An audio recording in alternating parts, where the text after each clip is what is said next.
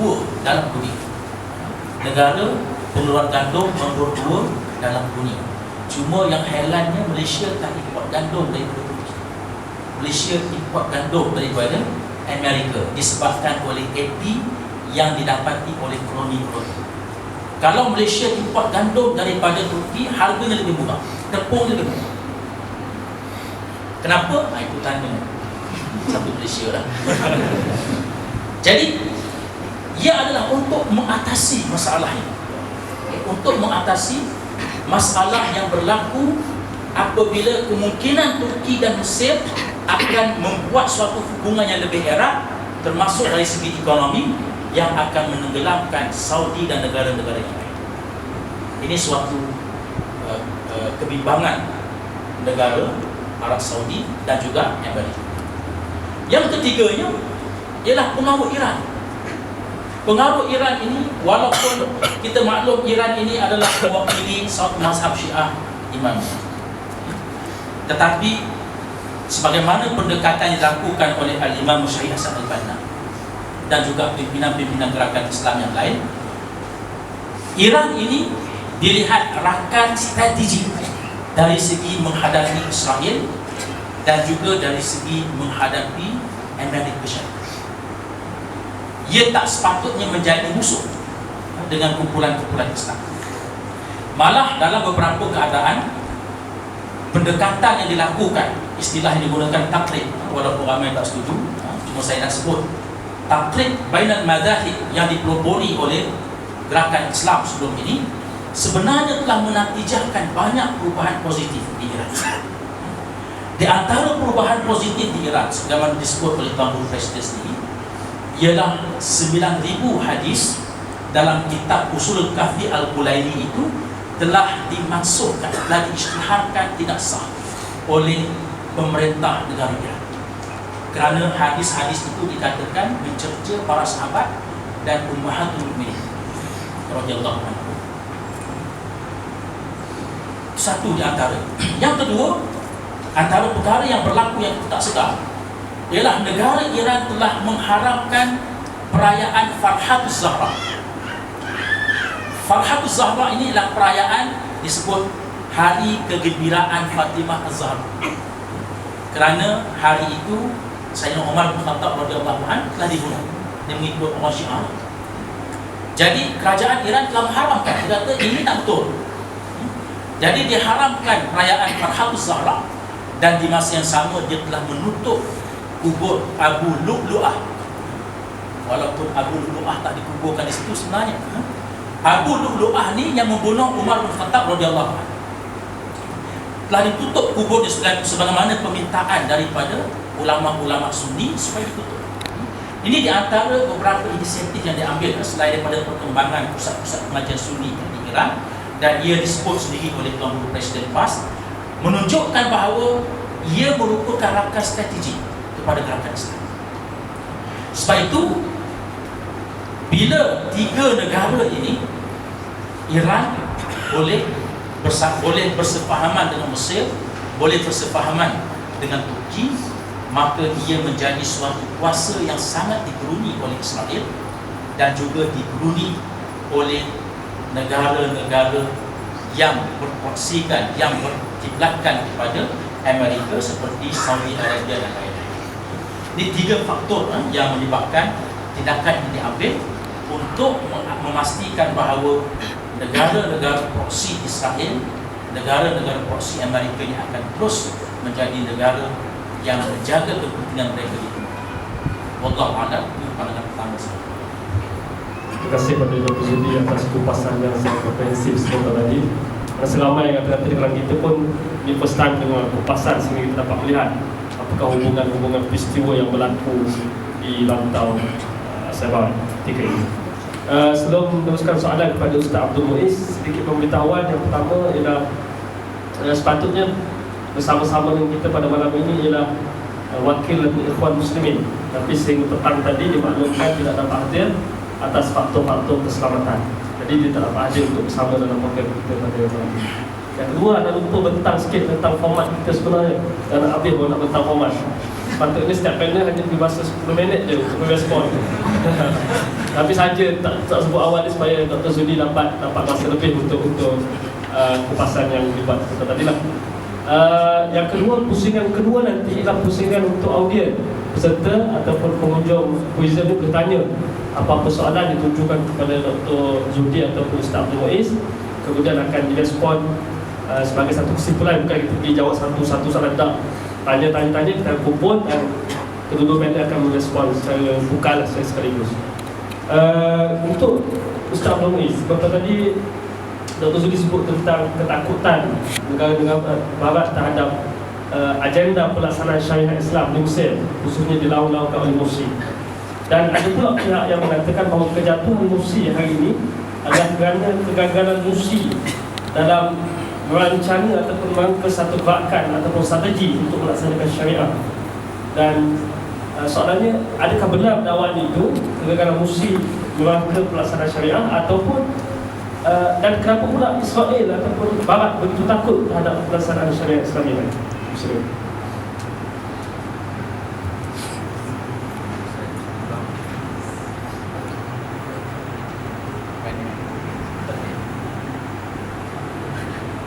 Assalamualaikum warahmatullahi wabarakatuh.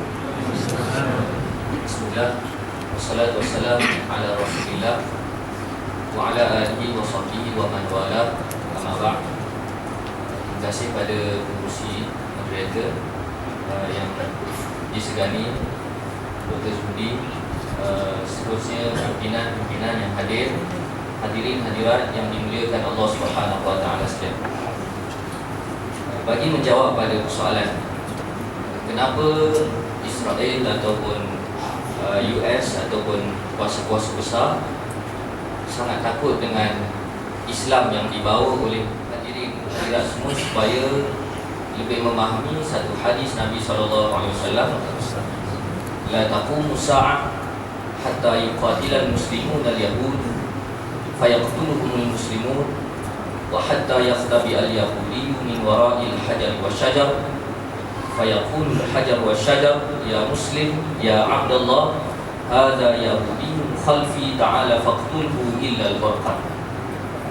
Hadis yang selalu kita dengar sempena kempen untuk membela Palestin, yang mana mafhumnya Nabi sebut tidak berlaku kiamat selagi mana antara orang Islam dan orang Yahudi itu berperang.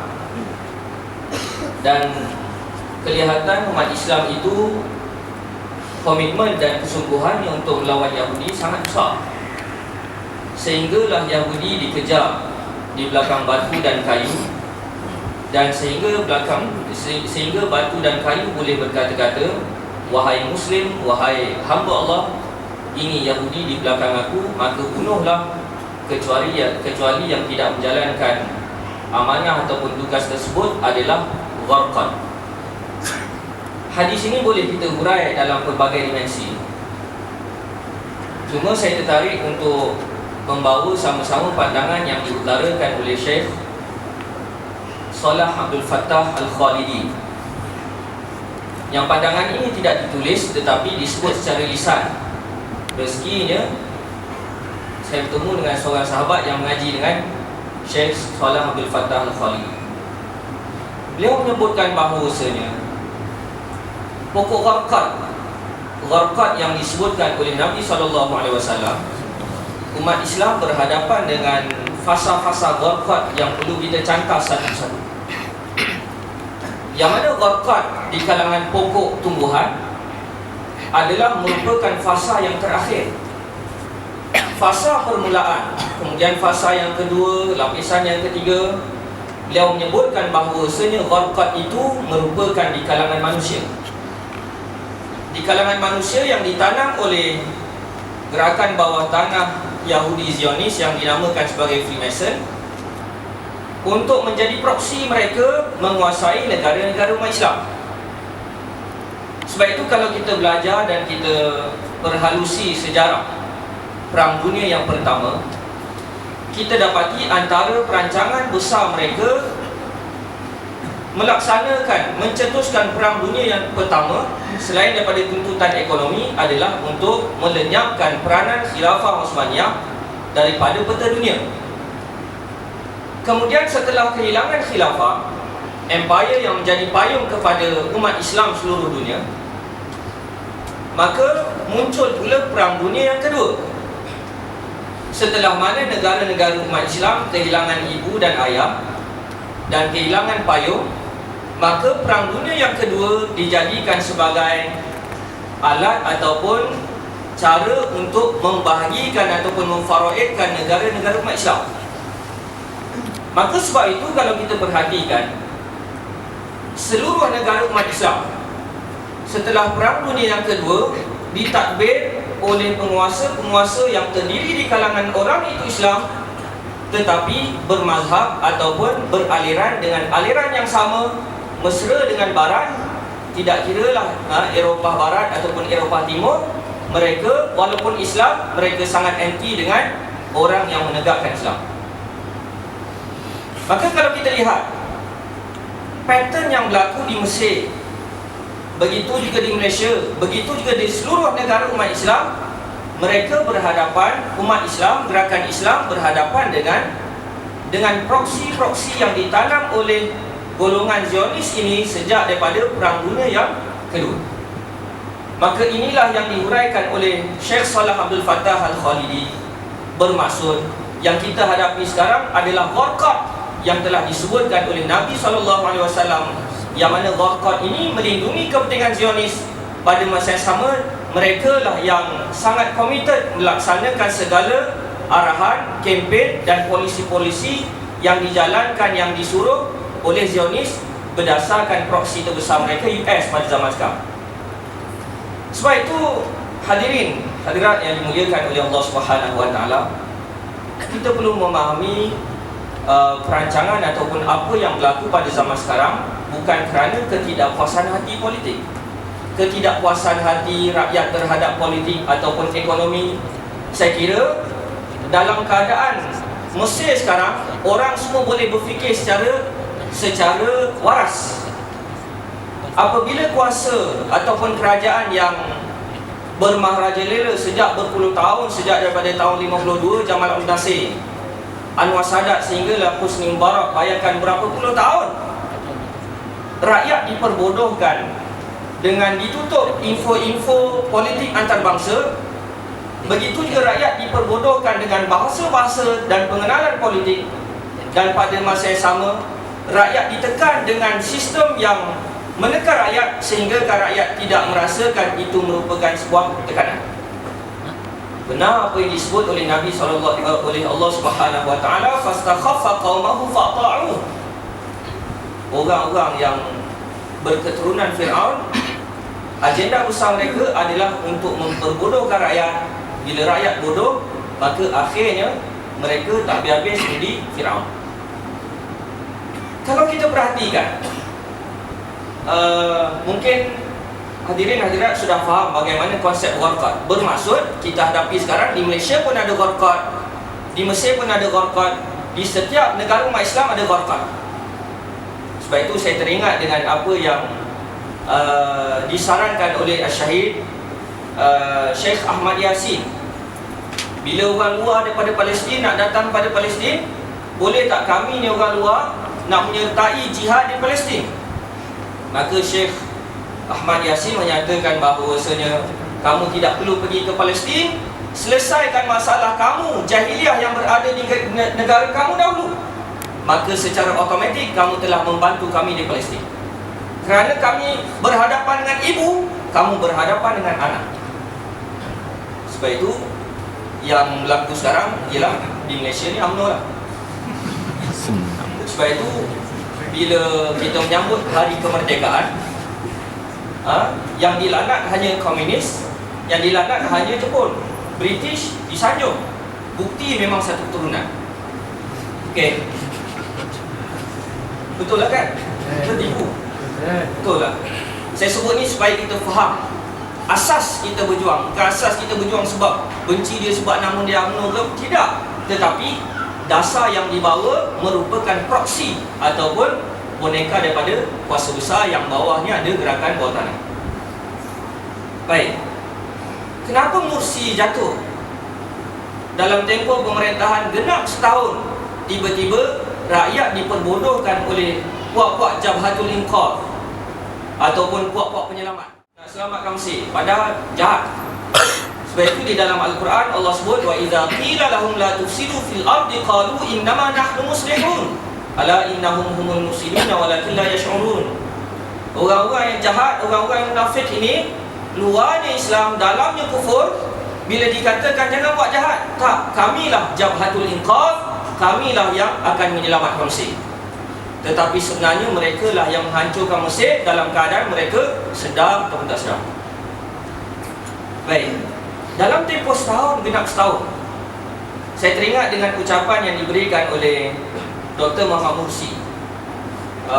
Bagaimana dia persoalkan, bagaimana kau nak tengok aku boleh selesaikan segala masalah di Mesir, sedangkan jabatan-jabatan kerajaan tidak memberikan sepenuh sokongan kepada aku kerjasama kepada kerajaan yang baru. Kerana segala jabatan telah pun beriman dengan apa yang telah didoktrin oleh rejim yang terdahulu, dan kamu nak suruh aku selesaikan sebuah kerajaan yang hancur dalam hutangnya, menanggung hutang 108 bilion ke 180 bilion, tak ingat. Kamu nak suruh aku selesaikan dalam tempoh setahun. Ini satu kezaliman. Maka sebab itu kalau kita lihat antara usaha, saya tak dapat bayang kalau saya jadi Mursi, saya rasa jadi gila dah kot. Bayangkan kita berhadapan, kita tiba-tiba ditaklifkan oleh Allah untuk takbir sebuah negara yang ultra rosak. Bukan rosak, ultra rosak. Kemudian orang yang ada di dalam negara tidak memberikan kerjasama. Pada masa yang sama, sebagaimana disebut oleh Dr. Zudi, ancaman-ancaman luar semuanya tertumpu kepada Mesir. Alhamdulillah, cool. Kalau kita lihat antara pembaharuan ataupun usaha keras Mursi, antaranya adalah untuk membina